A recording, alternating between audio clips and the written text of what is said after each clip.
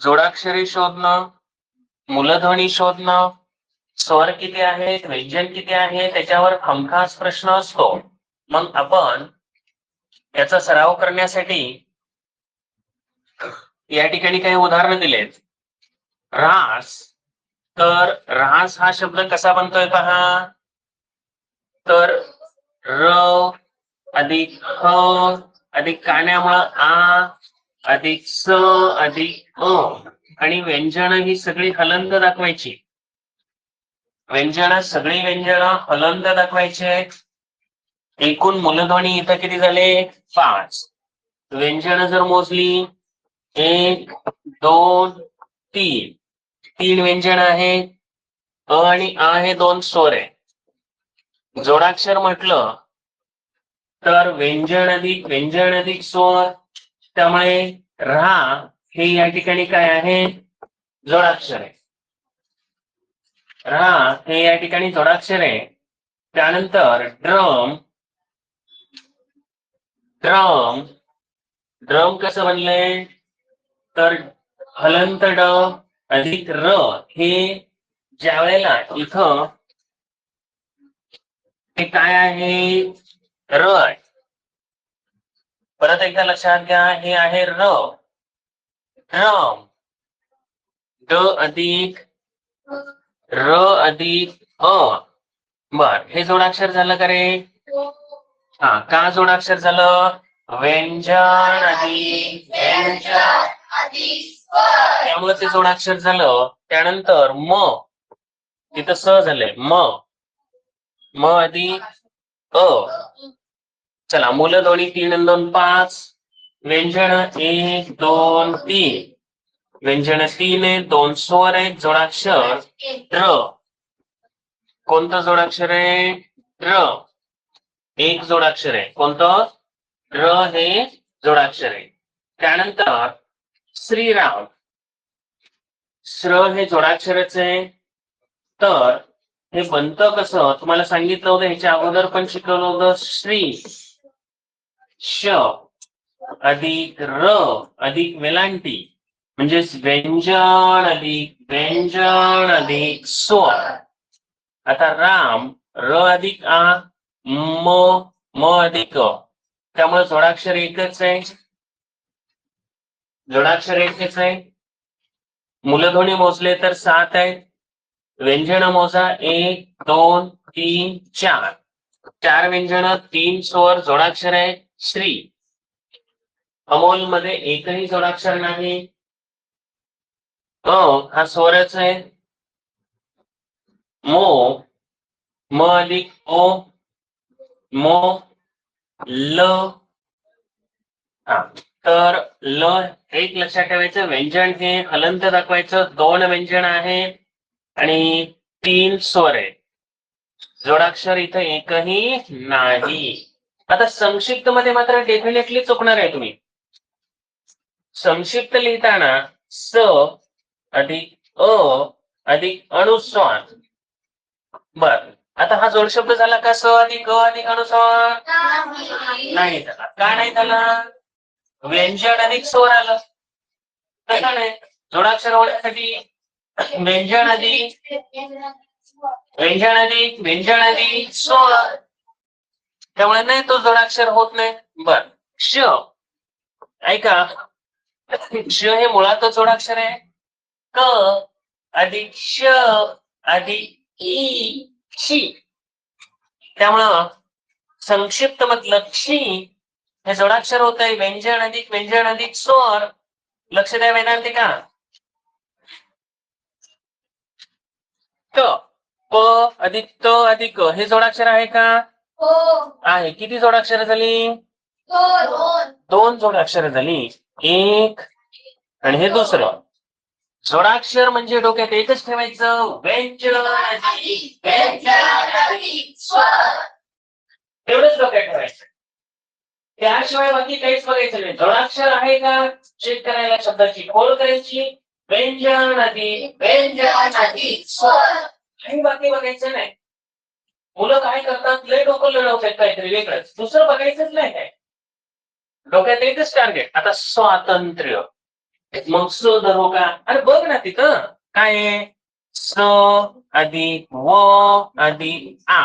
घ्यायचं का हे जोडाक्षर? यस घ्यायचं. ट वर अनुस्वार नाही घ्यायचं. का नाही घ्यायचं? व्यंजन अधिक स्वर आहे, नाही घ्यायचं. बस. आता त्रिय स्वातंत्र्य. व्यंजन अधिक ऐका, व्यंजन नीट ऐका. मुळातच त आणि र च बनलं आणि पुढे इ आहे. य अधिक मग 3 व्यंजन आली. घ्यायचं का जोडाक्षर? कंपल्सरी घ्यायचं. जोडाक्षर. 2 किंवा 2 पेक्षा जास्त सांगितलंय. 2 किंवा 2 पेक्षा जास्त, त्यामुळे घ्यायचं. आता पित्राज्ञा. तर पहा, हे पी त्रा त्र कळायला लागले तुम्हाला. त अधिक र अधिक आ पित्रा ज्ञा DNY. बर, हे जोडाक्षर येत आहे, हे जोडाक्षर येत आहे. 2 जोडाक्षर आहे आणि तुम्हाला प्रश्न कसा विचारलाय त्याच्यानुसार जायचं. काही वेळेला मूलध्वनी विचारतील, काही वेळेला स्वर विचारतील, काही वेळेला व्यंजन विचारतील. प्रश्न असाच येईल हे मी नाही सांगू शकत. प्रश्न नीट वाचायचा आणि त्यानुसार उत्तर शोधायचंय. आणि सगळं तुम्ही सोडवलंय, फक्त एक ओव्हरलुक करावं म्हणून देतोय. श्रीकृष्ण असले शब्द दिल्यावर मुलं घाबरतात. काही घाबरायचं कारण नाही. श्री मुळातच स्र हे जोडाक्षर आहे. आता स्रला काय दिली? दुसरी वेलांटी दिली. काय दिली? दुसरी वेलांटी दिली. हा, तर श्री. आता व्यंजन अधिक स्वर. व्यंजन अधिक स्वर, त्यामुळे हे झालं जोडाक्षर. त्यानंतर क्रू. क अधिक क्रू येणार का? का नाही येणार सांगा? हा, व्यंजन अधिक स्वर आहे फक्त, त्यामुळे येणार नाही. नाही येणार ते इथं येणारच नाही. हा, बर. आता क्ष. क्ष अधिक न अधिक अ येते. तर तुम्हाला शोधायचे ती अशीच जोडाक्षर. यात जोडाक्षरे किती दिसली तुम्हाला? 2 जोडाक्षर आहेत. कोणतं जोडाक्षर पहिलं? श्री आणि कृष्ण. बर, हे अवघड वाटतंय का? वेगवेगळी जोडाक्षर असं नाही, तर काही वेळेला तुम्हाला मूलध्वनी सुद्धा शोधायला सांगितले जातील. काही वेळेला स्वर शोधायला सांगितले जातील आणि काही वेळेला तुम्हाला व्यंजन. प्रश्न बघून आपण ठरवायचं. बर, आता शब्द कोणताही काही देऊ द्या म्हणून मी सांगतोय. काहीही शब्द देऊ द्या, तुम्ही चुकायचं कारणच नाही. पण चुकण्याचुकं काही त्यात नाहीच ना. आता हा 13वा जो शब्द आहे, हा शब्द टोटली नवीन आहे, त्यामुळं कदाचित थोडस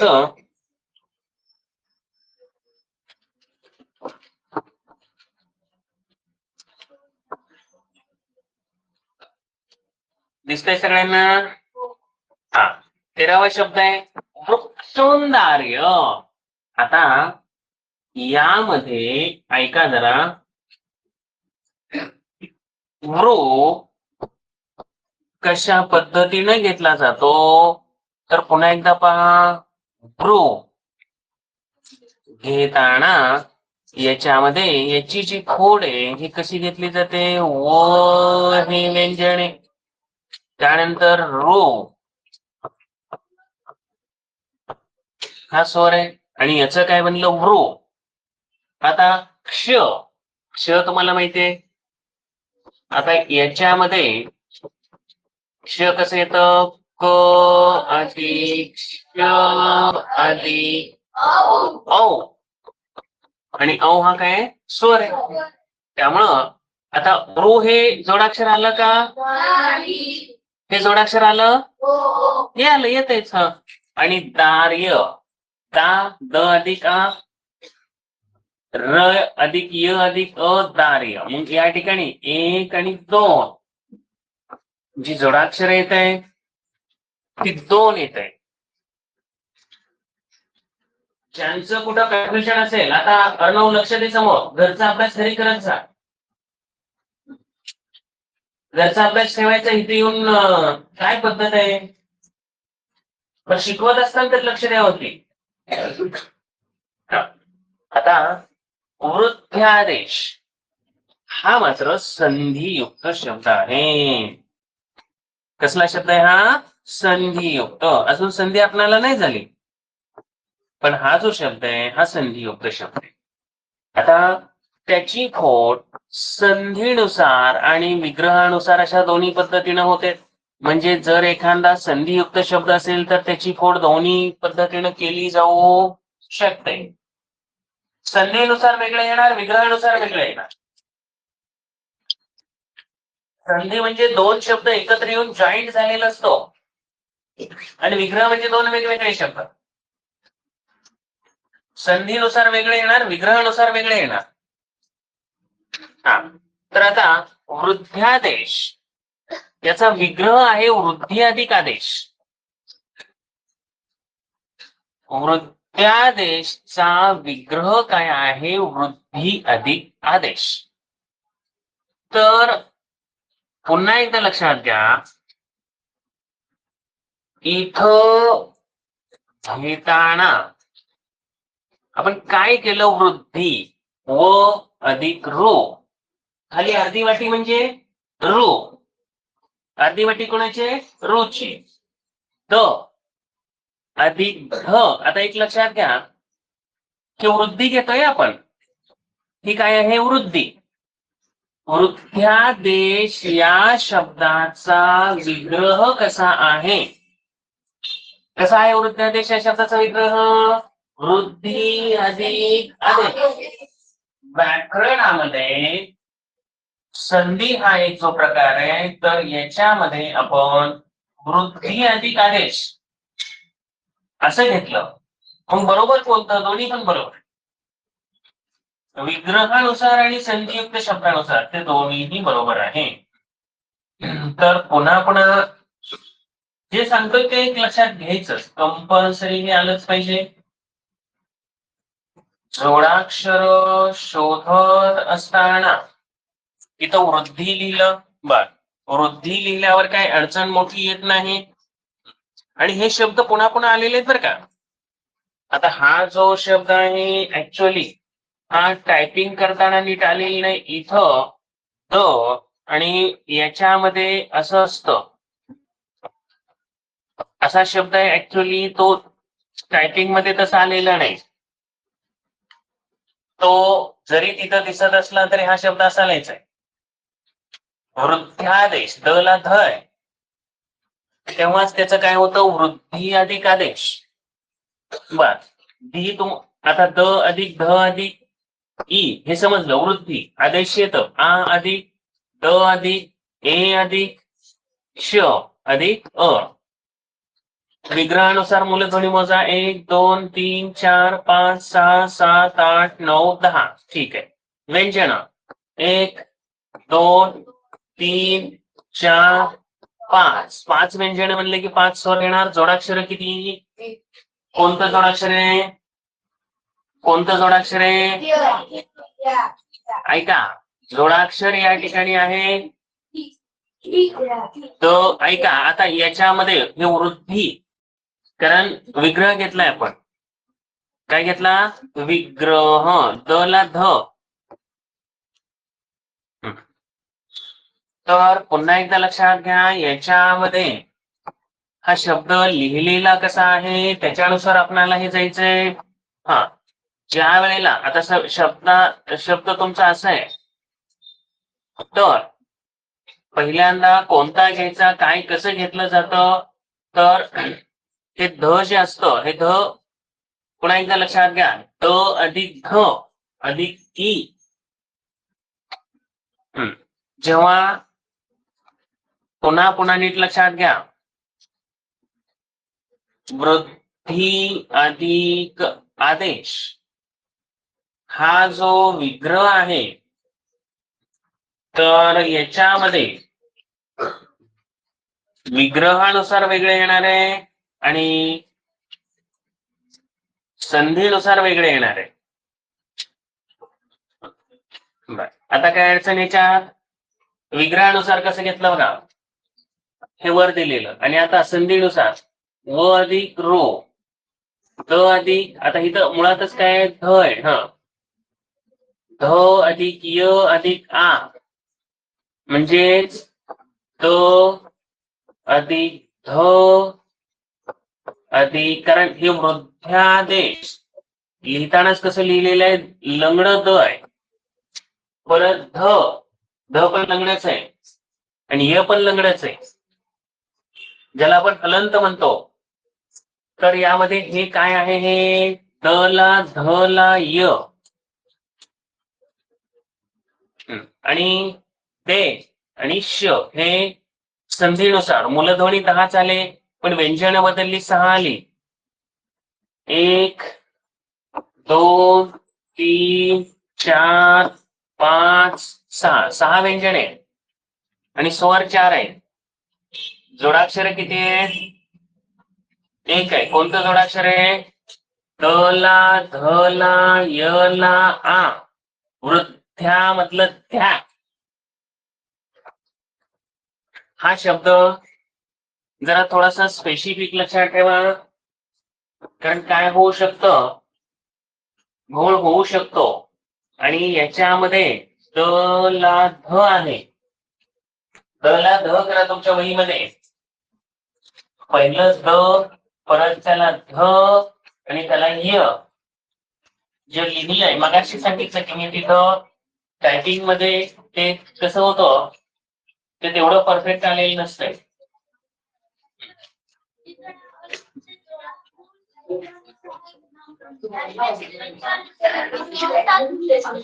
सहा 4 10 झालं. मूलध्वनी 6 कुठे आहे? 16 बघू की 16व्याला गेलो बघू आपण तिथं. तेच झालं असेल, ते अलिप्त 16व्यात काय झालं बघू, तिथं जाऊ की आता. 1 ली प त, 3 आणि 3 6 मूलध्वनी. व्यंजन 1 2 3, व्यंजन 3, स्वर 3 जे आहे ते. तर वृक्षौंदार्य आणि वृद्ध्यादेश हे शब्द नीट बघा. कृष्णाष्टमी बघा, खाली अर्धी वाटी आली की र असतं, ते अर्धी वाटी ऋषीच. क्रो, श ला न ला आ, हे एक जोडाक्षर आहे. ष्ट, मी. आता मूलध्वनी वगैरे मोजून बघा, स्वर मोजून बघा, काय अडचण नाही. कविच्छा, क अधिक अ, व अधिक ई अधिक च ला छ, कविच्छा, च ला छ ला आ. मूलध्वनी आहेत 7. अलिप्तच सांगितलंय. ज्यांना काय अडचण वाटते त्यांनी सांगायचं. स्वरांत, स ला व ला अ, जोडाक्षर आहे. रा, रा नाही, आणि न ला त ला अ, तर ही 2 जोडाक्षर आहे.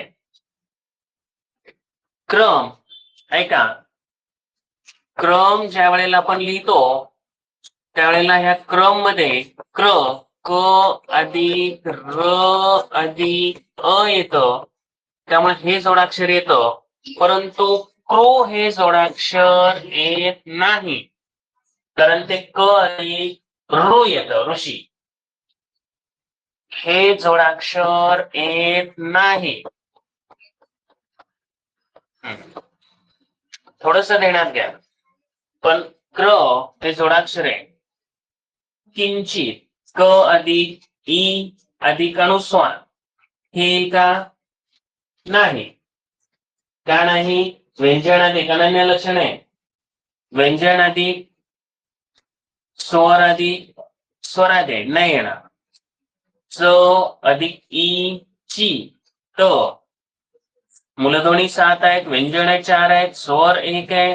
राष्ट्रपती, ऐका, रा, र अधिक आ, श, श ला ट ला र, ऐका, श ला ट ला र ला अ, ष्ट्र. अर्ध श, अर्ध ट, अर्ध र आणि पुन्हा पूर्ण करायला अ, प आणि ती. यात किती जोडाक्षर आहे? ष्ट एकच आहे. आता याच्यापासून पुढचे तुम्हाला करायला देतोय, बरोबर? कारण त्याशिवाय पण लक्षात येणार नाही. पुढचे केले नाहीत ना आपण. हा, तर पुढचे काही करायला देतो म्हणजे थोडस प्रॉपर व्यवस्थित होईल. हा, कारण सगळेच आता तुमची तुम्ही करायचे. हा, चला, पहिला आहे प्रत्येकाने आपलं आपलं करायचं. श्री ज्ञानदेव, श्री ज्ञानदेव, श्री ज्ञानदेव. सगळं लिहायचं का? तर हो. प्रश्नात काहीही येऊ शकतं, त्यामुळे सगळंच लिहायचं. श्री ज्ञानदेव.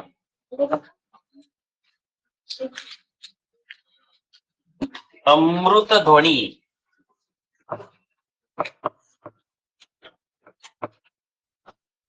अमृतध्वनी. त्यानंतर राम वनात जातो. राम, काय अडचण नाही, आहे असंच करत जायचं. र आधी, आ आधी, म आधी, अ. हा राम झाला, त्याच्या पुढे प्लस. तुम्हाला वना व मूलध्वनी वगैरे काढायला काहीच अडचण नाही. मला तरी वाटत नाही काय अडचण आहे. हा, वाग्विहार. आता काही शब्द अवघड असणारच आहे.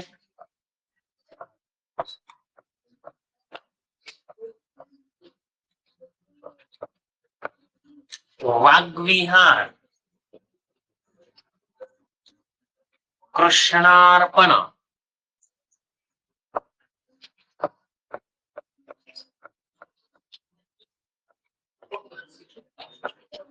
कृष्णार्पण.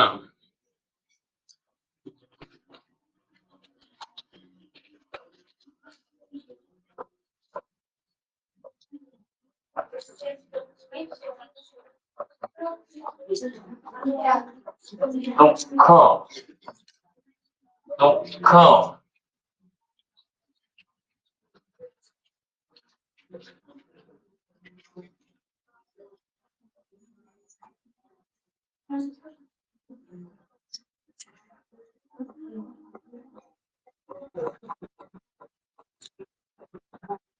स्वागत, स्वागत. विद्यालय,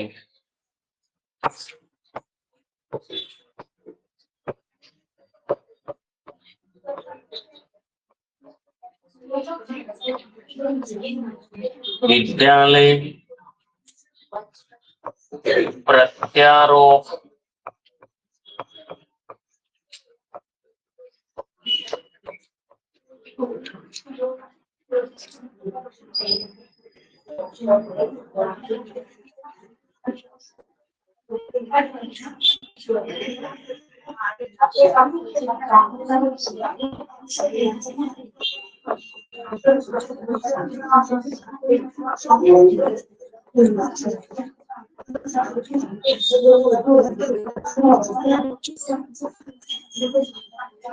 नवा शब्द आहे एक समयावच्छेदे करुण. एक समयावच्छेदे करुण. तर हे 10 शब्द,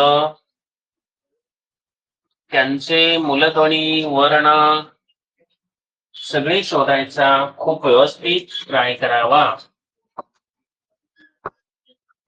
काळजीपूर्वक लक्ष द्या. हा भाग संपतो इथं. हा, श्री ज्ञानदेव.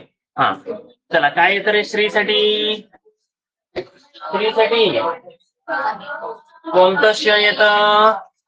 हा, श अधिक र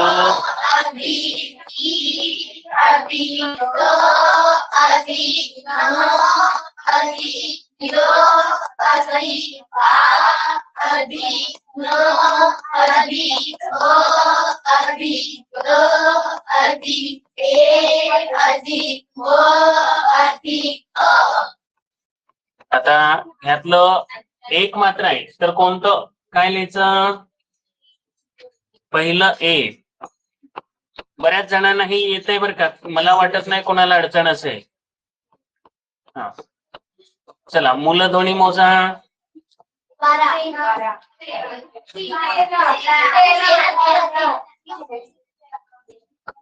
ऑनलाईनची मुलं बघा किती आलेत मूलध्वनी? 13 आलेत का? मूलध्वनी 13. स्वर स्वर 1 2 3 4 5. बरोबर आहे. स्वर 5. व्यंजन प्रत्येकाने आपलं आपलं चेक करा. जोडाक्षरे किती आहेत रे जोडाक्षरे? कोणती? श्री ज्ञा 2 जोडाक्षर.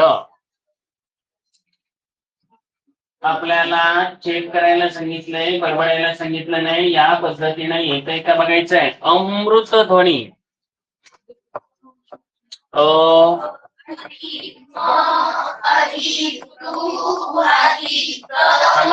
थांबा. तुम्ही लय पुढे जाताय. मला तुमच्या पद्धतीनं जरा सावकाश. कसं होतं, एवढं फास्ट नाही लिहिलं. अधिक म अधिक रो अधिक त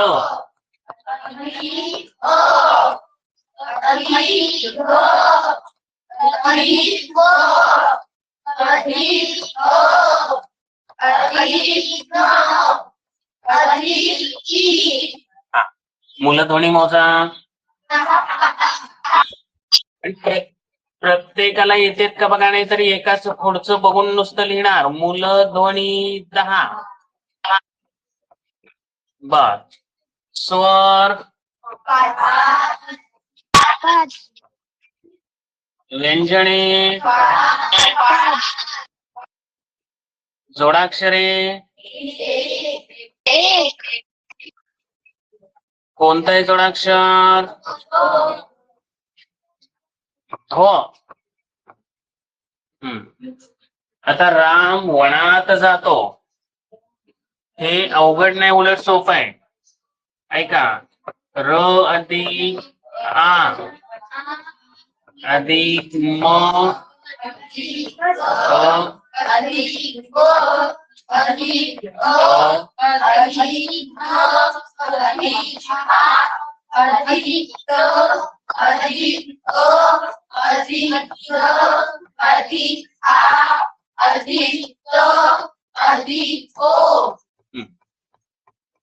तर यानुसार मूलध्वनी सांगा. चेक करा मूलध्वनी.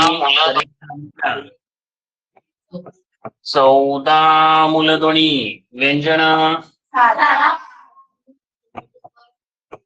स्वर 6. व्यंजन आणि स्वर दोन्ही आहे. वाग्विहार. आता वाग्विहारचं वैशिष्ट्य काय आहे परत एकदा लक्षात घ्या. इथं जोड शब्दामुळे नीट कळत नाही त्यांना.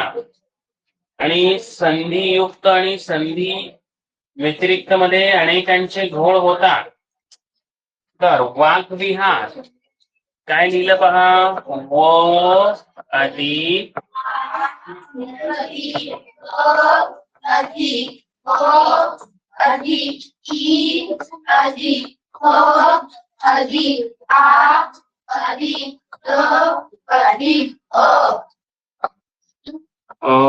अधिक आ अधिक र अधिक अ. एकूण किती झाले मूलध्वनी? 9 बरोबर आहे. मूलध्वनी 9. स्वर व्यंजने आणि 5. कृष्णार्पण हे चुकलं असेल बघा. आता नाही चुकलं, आनंदाची गोष्ट आहे. तर विग्रह जो आहे, आता ऐका, 2 पद्धतीने येणार ह्याच्यामध्ये. तर आता वाघ जोडाक्षर किती आहेत रे?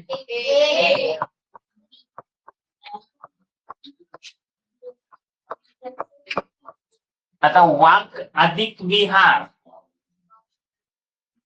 असा विग्रह आहे, पण तो तुम्हाला अजून माहित नाही. ते संधीमध्ये थोडस येईल. आता इथं कृष्णार्पण मध्ये सुद्धा कृष्णार्पण आहे असं जर केलं तर यामध्ये पहा, कृष्णाधिकारपण बरोबर आहे, पण तुला कसं क अधिक र अधिक म्हणजे रो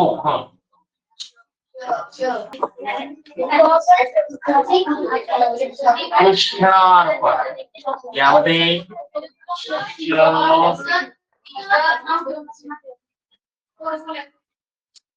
श अधिक न अधिक.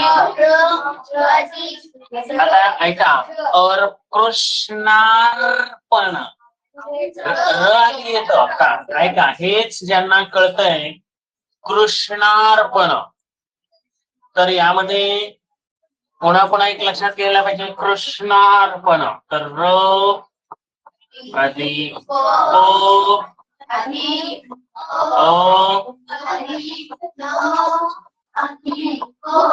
मूलध्वनी शोधा. मोजलीस मूलध्वनी 10, स्वर 4,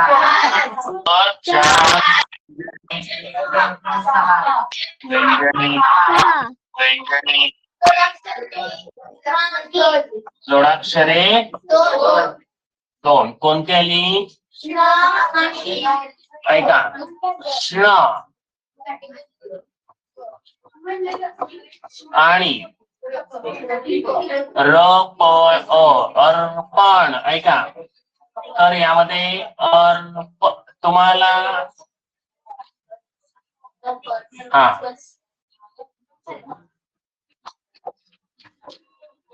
ही जोडाक्षर आहे.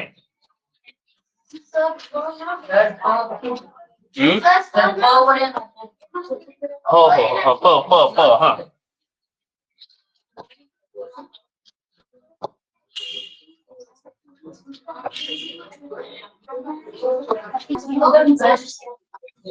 दुःख मध्ये तो अधिक नाही अधिक हो. आता याच्यामध्ये किती झाले रे मूलध्वनी?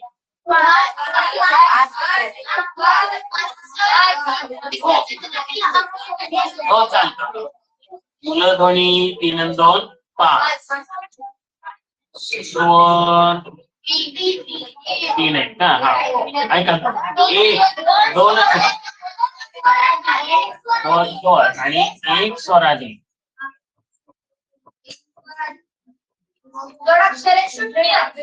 जोडाक्षरे आणि व्यंजन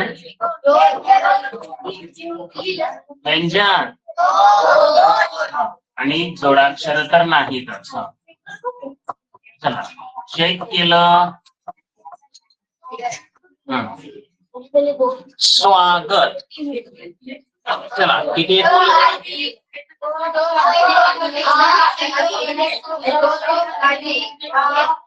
आहे असं संधियुक्त शब्दानुसार केलं तर स अधिक व अधिक आ अधिक ओ.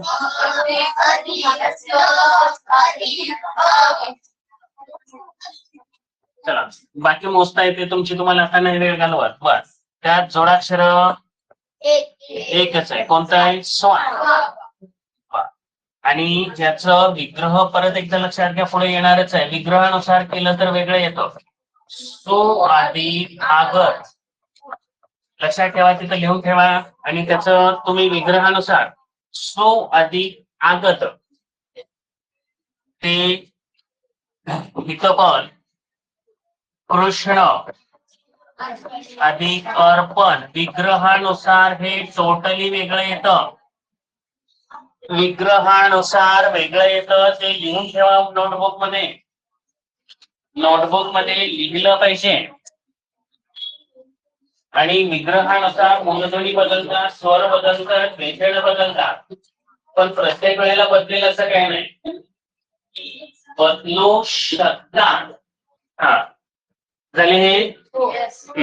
आठवा शब्द सांगा कोणता दिलाय? विद्यालय.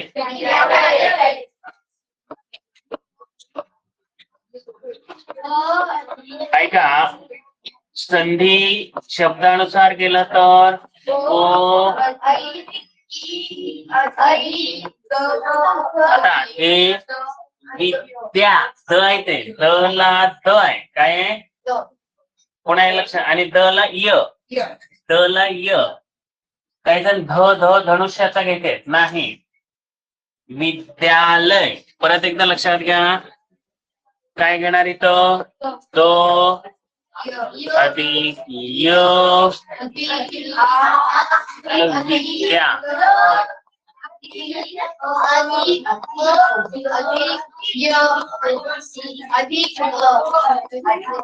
ठीक आहे, हे झालं विद्यालय. मूलध्वनी किती आले? चेक करा बरं. मूलध्वनी 9. स्वर बर. जोडाक्षर कोणता रे? जोडाक्षर त्या. आता याच्यामध्ये विग्रह कसा होतो ह्याचा? विद्या अधिक. हा, तुम्हाला वेळ आहे, तुम्ही ते पण लिहा. त्याचं विद्या अधिक आलेचं. हाँ, व्यंजन काउंट करना पड़ेगा, ऐसा नहीं बता सकता। हाँ देखता हूँ। हाँ, व्यंजन 1 2 3 4 5।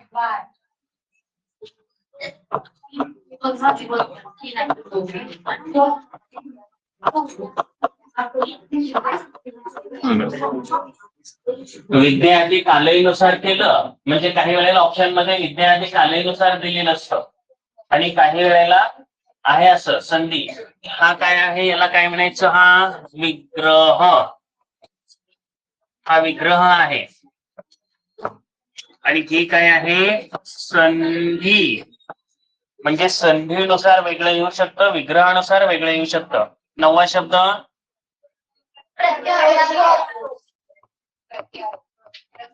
प्रत्यारोप.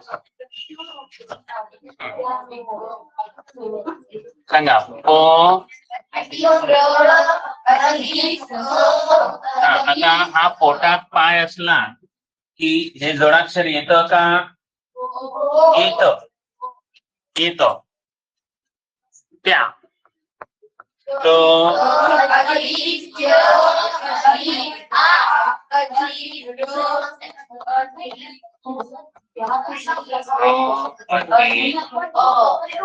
ओ नाही, ओ मूलध्वनी मोजा. मूलध्वनी 10. स्वर व्यंजन 6. जोडाक्षरे प्र आणि आता खूप झाल्यावर घ्यायचा सराव, काही आता लई लागत नाही, आता सगळे यायला लागले आणि बहुतेक मुलांना सगळ्यांना यायला लागलंय. म्हणजे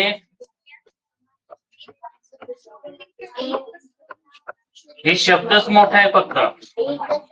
एक समयावच्छेद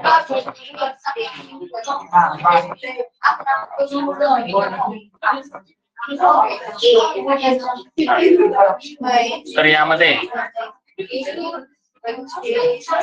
खूप मोठा आहे.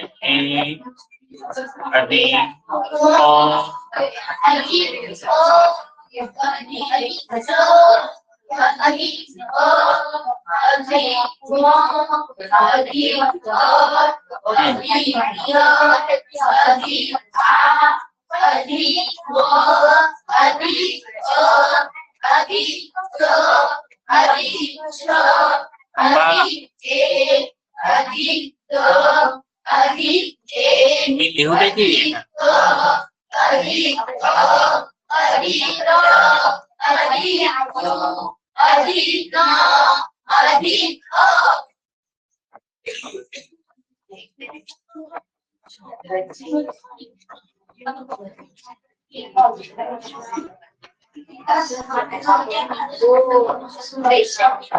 हा किती झाली मुलं दोन्ही?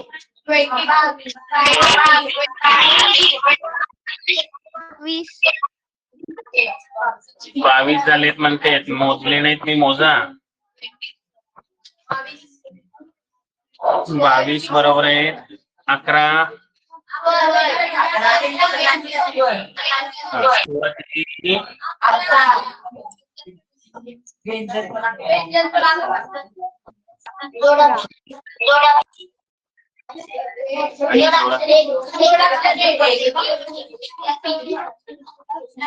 जोडाक्षर एक आहे. कोणतं आहे? तर सगळ्यात उपयोगाला येणारा आणि हा जो पार्ट आहे वर्णविचार मधला इम्पॉर्टंट आहे, कारण त्याच्यावर काय असतं, बाकीचा भाग बराच डिपेंड आहे. जोडाक्षर, स्वर, व्यंजन, हा सगळा भाग याच्यावर आहे. आणि गंमत काय होते, मुलांना हे शोधायला येत नाही, पण एवढं काय अवघड नाही. मग हे बाकीचे जे आहे ऐका, हे यातले राहिलेले सगळे तुम्ही वहीत लिहायचे, राहिलेले, आणि त्याचा किती आहेत ते सगळं बघा.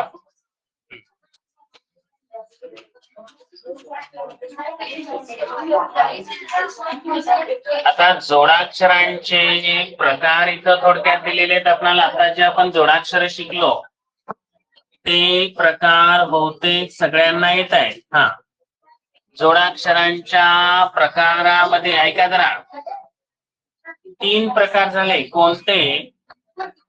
संयुक्त स्वर ए, ऐ, ओ, औ. 2 स्वर एकत्र आले, संयुक्त स्वर बनला. पण जोड शब्दामध्ये ए, ऐ, ओ, औ पकडतो का आपण? नाही पकडत, नाहीतर परत पकडचा. ए, ऐ, ओ, औ हे नाही घे, कारण त्यात काय नाही. आपल्याकडे जोडाक्षरासाठी काय घेतलंय? व्यंजन अधिक स्वर, म्हणजे व्यंजनच नाही हे घ्यायचं. हा, आता संयुक्त व्यंजन कशाला म्हणायचं, तर 2 व्यंजन एकत्र आली. आता म अधिक ह, म, आणि त्याच्यावर 2 मात्रे दिलेत बघा, मै, आणि ते पुढे स जोडले, तर ते संयुक्त व्यंजन पण कळतं. किंवा लक्ष्मी मधलं क्ष्मी, अश्विनी मधलं क्ष्वी, क्षत्रिय मध्ये श, ही त्रि, ऐका, ही संयुक्त व्यंजन आहे. आता त्र हे जोडाक्षर आहे का? त अधिक र अधिक ई, आता हे तर त्रि, हा त्रि. आपल्याला इथे एकच शिकायचं आहे, ह्यात नवीन काहीच नाही. संयुक्त स्वर म्हणजे 2 किंवा अधिक स्वर एकत्र येणं. संयुक्त व्यंजन म्हणजे 2 किंवा अधिक व्यंजन एकत्र येणं. बर, संयुक्त व्यंजन नुसतं व्यंजन घेतलं जात नाही शब्दात, व्यंजन अधिक स्वरच येतं. म्हणजे संयुक्त व्यंजन जे असतं ते गॅरंटेड आपण कशात घेतो? संयुक्त व्यंजन मध्ये. ऐका, विशेष संयुक्त व्यंजन 2 आहे. विशेष संयुक्त व्यंजन वेगळी, नुसतं संयुक्त व्यंजन म्हटलं. ऐका, आता समजा हे म हे जोडाक्षरच घेतो आपण, कुठलं आहे सुद्धा. क हे जोडाक्षरच घेतो. ऐका, आता प ला प जोडलं तरी पण जोडाक्षरच घेतो, पण सेम लेटर असेल तर त्याला द्वित्त म्हणायचं. काय म्हणायचं? द्वित्त. ऐका, द्वित्त. हा, विठ्ठल, ठ ला ठ, पिल्लो, जम्मो, मठ्ठा, द्वित्त. आता याच्यात त्यांनी काय सांगितलं? हे प्रकार आहेतच. तसेच मध्ये दंड असलेली, मध्ये दंड असणार क, क ला त जोडलं मध्ये दंड आहे रक्त, क ला त जोडलं शक्ती, वाक्य, भक्त. ह्यात काय फार वेगळं नाही, याच्यावर प्रश्न पण येत नाही. फक्त दंड म्हणजे काय तर मध्ये कळावं म्हणून सांगितलं फक्त. हो, हो ला मध्ये दंड आहे, रेग आहे. दंड म्हणजे रेग. सोफ्याला, चाफ्याचे, फ्लावर. थोडस कळावं. शेवटी दंड असणारे ख, ख, च, ज, झ हे शेवटी दंड असणारे अक्षर. बर, त्यातलं पण जोडाक्षर काय बघत बसू नका, वेळ घालवू नका. ह्या कळतंय. ज्व शेवटी दंड आहे. प ला प जोडलं किंवा गप्पातलं प ला प शेवटी दंड आहे. मध्ये दंड आणि शेवटी दंड कळतोय की नाही? ह्याच्यावर वेळ घालवायचा नाही. मध्ये दंड म्हणजे काय? हे क वालं. शेवटी दंडवाले भरपूर आहे. आता यामध्ये हा दंड ह्याला चिकटू नये, पण सुट्टा दंड असलेले ग, ग चा जो दंड आहे तो शेवटी वेगळा आहे. न, ऐका, काही तुम्हाला याच्यामध्ये दंड, आता ख चा दंड कसा आहे त्यातच मिक्स झालाय, पण ग चा दंड कसा आहे हा वेगळा आहे. तुम्हाला त्यांनी काय सांगितलंय? समजा म, बर, ह्याच्यावर प्रश्न काय येत नाही, कारण काय विचारायचं वगैरे नाही. काय तुम्हाला आता ते तिसरी चौथीला तुम्ही मध्ये दंड असणार अक्षर ओळखा. चौथीला नव्हे, दुसरीच ते पोरं ओळखतील ना. पण माहिती तर असावं ना. न मध्ये, ग मध्ये, श मध्ये, श मध्ये शेवटी दंड आहे आणि कसा आहे? सुट्टा दंड आहे.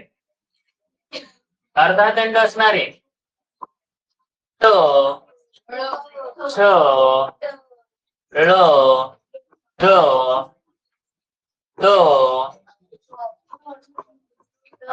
हे काही लिहू पण नका, काही गरज नाही. फक्त अर्धा दंड, हे सुट्टा दंड आणि उभा दंड शेवटी आणि मध्ये दंड.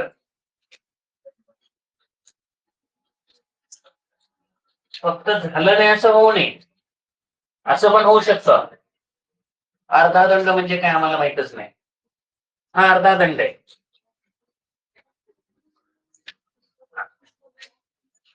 आता या पुढं तुमचं होमवर्क बघत बघत मला थोडस एक नवीन पार्ट मध्ये तुम्हाला न्यायचं आहे. हे तुम्ही काही बाकीचं बघू नका. रपार वगैरे हे सगळे कळतात. आता असं नाही कोण ज्यांना रपार वगैरे काही कळत नाही, र कसं लिहिलं जातं वगैरे हे सगळं दिलंय. हा, र लिहिण्याच्या ज्या पद्धती आहेत, हा थोडं रच बघू आपण. ऐका, र माहिती आहे पण तरी पण रच बघू. जर र हे परत एकदा पहा, मध्ये दंड असणाऱ्या अक्षरामध्ये र आलं, क अधिक र, तर या ठिकाणी आपण हे कसं लिहितो? तर यामध्ये ऐका, ऐका, मध्ये दंड असणाऱ्या व्यंजनानंतर र आलं, मध्ये दंड असणाऱ्या व्यंजनानंतर र आलं तर हे असं लिहिलं जातं. किंवा फ अधिक र अधिक अ. तर हे काय झालं आपलं र मध्ये र मध्ये दंड आलेल्या व्यंजनात आलं तर असं लिहिणार. शेवटी दंड असलेल्यात आलं, ऐका इथं असं तिरकच लिहितोय. शेवटी दंड असल्यावर पण तसंच येते. शेवटी दंड असल्यावर पुन्हा एकदा लक्षात घ्या. घ अधिक र अधिक अ तर अ. मग दिसत नाही तर उठावं, पुढे यावं ना. हा मी काय सांगितलं आता बाळा तुला? ती एवढं स्पष्ट सांगितलं की हा मध्ये दंड र कसं लिहिलं जातं दाखवलेलं आहे. चला पटपट पटपट. त्यानंतर ख अधिक र अधिक अ. पुढे तिथं दिसल अशा ठिकाणी हा ह्यामध्ये तुम्हाला र तिरक लिहायचं. शेवटी दंड आहे, मध्ये दंड आहे, हे तिरक लिहिलं आपण. म्हणजे व्र शेवटी दंड आहे, तिरक लिहिलं तर. शेवटी स्वतंत्र दंड असल्यावर पण असंच लिहितो ना. समजा ग्र लिहायचंय तरी पण तिरकच लिहित होतं. र हे लिहिताना या ठिकाणी ह्या सगळ्या भागात तुम्हाला काय दिलंय करून, तर हे त्या ठिकाणी असं लिहिलं जातं. मध्ये दंड असला तरी सुद्धा मध्ये दंड असला तरी पण असंच लिहिलं जात आहे. सगळीकडे असंच आहे. अर्धा दंड असल्यावर वेगळं आहे. आता ह्या त्यांनी 3 प्रकार केले. मध्ये दंड, शेवटी दंड आणि शेवटी स्वतंत्र दंड. ते शिकलोय आपण. मध्ये दंड असल्यावर आता मात्र एक लक्षात घ्या, त्यामध्ये अर्धा दंड असणाऱ्या अक्षरांना र जोडताना र अक्षराखाली बघा ट अधिक र अधिक अ. त्याच्याहून आपल्याकडे बनला ट्रक. टच्या खाली या ठिकाणी हे या स्वरूपात असं पेक्षा लहान पेक्षा मोठ्यासारखं करायचं. म्हणजे हे काय र आहे, काय आहे र. अर्धा दंड ड अधिक र अधिक अ. र कसं लिहिलं जातं तर पहिल्यांदा तिरपी रेघेनं, परत हे र अर्धा दंड असणाऱ्या उभा दंड मध्ये असो, शेवटी असो, स्वतंत्र असो, तिरपी रेघ. अर्धा दंड असेल तर हे असं लिहिलं जातं. पण द्र लिहिताना दाखवलंय बघा इथं. द अधिक रच लिहितं ते. ठीक आहे, असं काय कळतंय. द्र मात्र अर्धा दंड असणार द आहे. अर्धा दंड असणारच द आहे, पण त्यात र लिहिताना पुन्हा तिरपी रेघ ओढली. म्हणजे पहिल्यासारखं. तिरपी रेघ कोणाकोणासाठी आहे? मध्ये दंड, शेवटी दंड आणि शेवटी सुट्टा दंड. हो, अर्धा दंड असणाऱ्या द ला सुद्धा तिरपी रेघ. त्यानंतर अर्धा दंड असणाऱ्या बाकीच्यांना मात्र काक पद असतं त्याच्यासारखं असं पेक्षा लहान सारखं खाली लिहायचं. आणि त्यावेळेला लक्षात घ्यायचं ट्रक ड्रम. आता जोडाक्षरातील र चा उच्चार आधी होत असेल तर आडवी रेघ किंवा रफा. म्हणजे हे एक र झालं, हे दुसरं र झालं, तिसरं आधी उच्चार होत असेल तर ऱ्हास मध्ये र आधी आडव्या रेघेनं आडव्या रेघेनं त्यांनी सांगितले पुऱ्या पुऱ्या तळायच्या, पुऱ्या सुऱ्या. तर यात हे काय झालं, याचा उच्चार र च ऐका, जोडाक्षरातलं र चा उच्चार आधी होतोय आणि म्हणून आडव्या रेघेनं तिरपी रेघ हे काकपद आणि आडवी रेघ सुर्या पर्या दर्या मर्या हे सगळे. आणि रपार रपार तर गर्व गर्व मर्द या ठिकाणी वर रपार लिहिला जातोय. शौर्य सूर्य तर तिरपी रेघ काकपद आडवी रेघ आणि रपार. आता अ आणि य सोडून इतर अक्षरापूर्वी र आल्यास ते असं लिहिलं जातं. परंतु ह मध्ये जर र आलं तर ऐका, आपण पुऱ्या पाहिलं, य च्या पूर्वी र आल्यास कसं दाखवतो आपण, रपारान दाखवतो का? ऐका, आडवी रेघ आपलं दाखवतोय का? नाही. तर यामध्ये काही ठिकाण पुऱ्या आडवी रेघ, य पूर्वी र आलं, पुऱ्या आडवी रेघ आहे. पण य पूर्वी र आलं सूर्यमध्ये तर रपार आहे. म्हणजे पुन्हा एकदा लक्षात घ्या, दर्शन मध्ये त्यांनी सांगितलं, आता य मध्ये सुद्धा आपण इथं रपारच दाखवलंय, पण या ठिकाणी मात्र य पूर्वी काय आलं, इथं आडवी रेघ आहे. म्हणजे ह्या मराठीत असं बऱ्याच पद्धती, र च्या मागील अक्षरावर जोर असून पुढे या अक्षराले तर ते रपारान दाखवत. आर्या भार्या, र च्या मागील अक्षरावर जोर येत असून पुढे आर्याचा जोर कोणावर येतो? आवर. भार्या आर्या दर्या, र च्या मागील अक्षरावर जोर येत असून पुढं जर या हे अक्षर असेल तर ते पण रपारानं दाखवायचं आहे. रफारापूर्वी येणारे अक्षर इकारांत किंवा ओकारांत असेल तर ते दीर्घ लिहायचं. पुन्हा एक नियम आला, पुन्हा नीट ऐका जरा. आपण इथं काय सांगितलंय,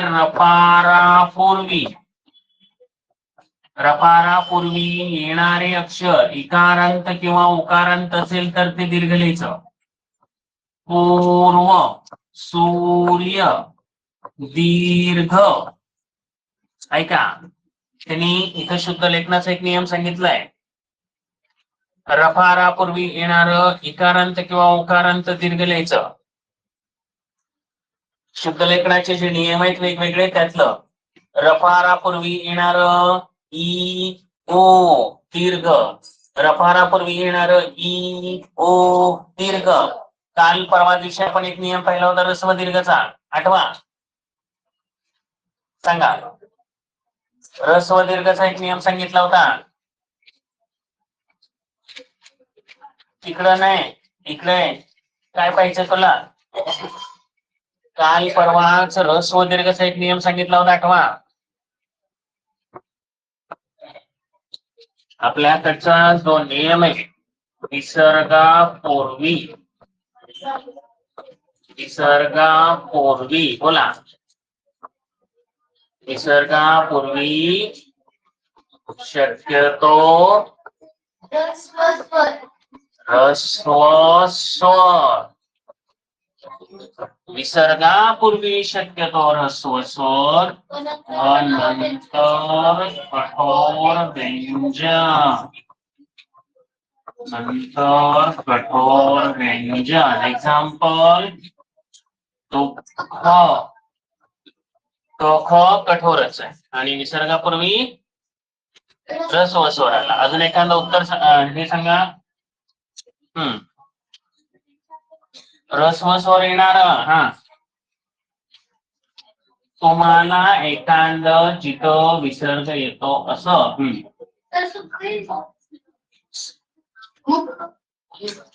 जिथं विसर्ग आहे.